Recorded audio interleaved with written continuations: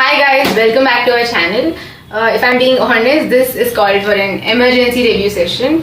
I just finished reading this book today. It's called The Silent Patient, and I decided I cannot go to bed without reviewing it.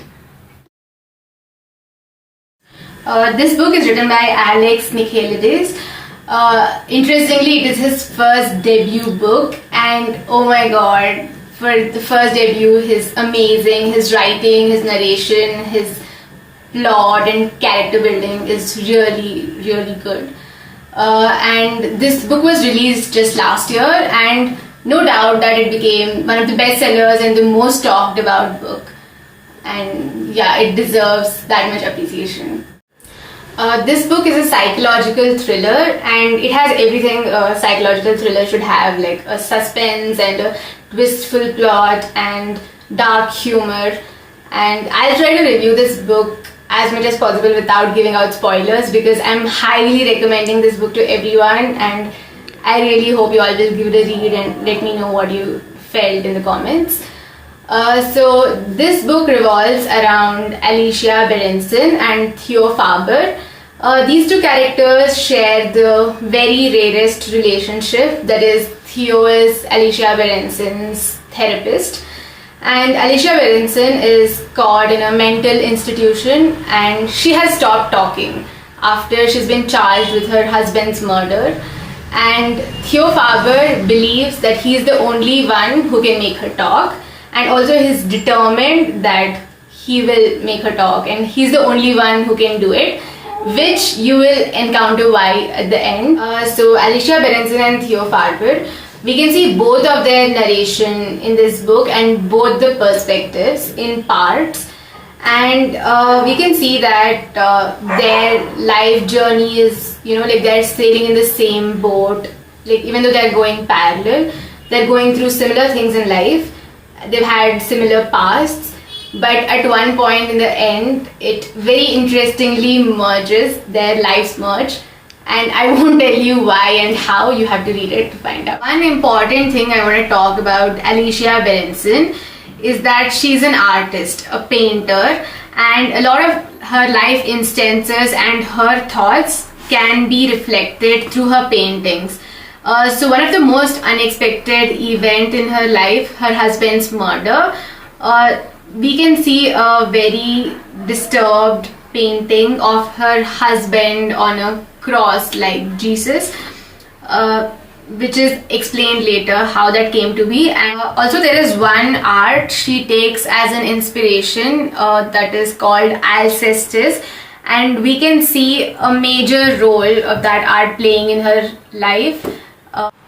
Since she has stopped talking, one more place where she freely expresses herself is her diary, and her diary actually ends up being one of the evidence for to solve her husband's murder, and also a lot of things in the end are explained through her diary. Also, being a psychological thriller, a lot of psychological concepts are touched in this book, like how something that's happened in your past or in the childhood can impact you, in present situations, and what are the cause of certain actions you take in that situations.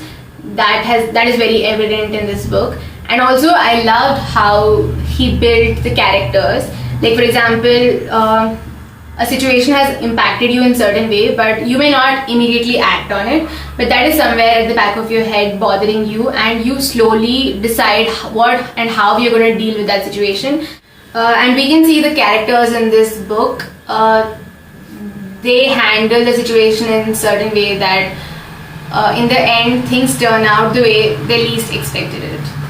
So this book starts off a little on a normal tone, and also, if I'm being honest, a little slow, but you have no idea when it will start picking up that phase, and before you know it, you're binge reading it.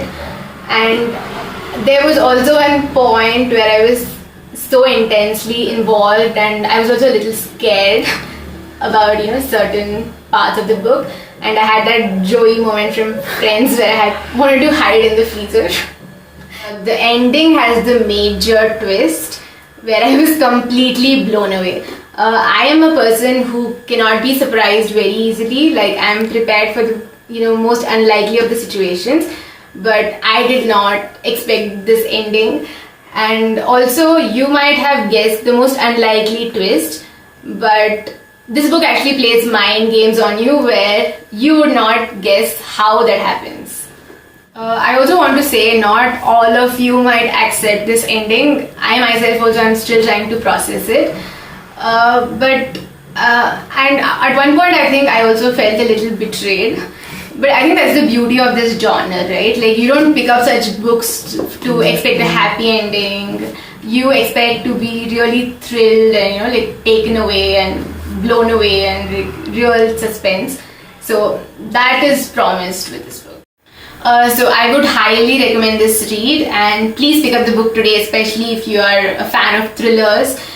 And I also want to warn you that it's not for the weak heart.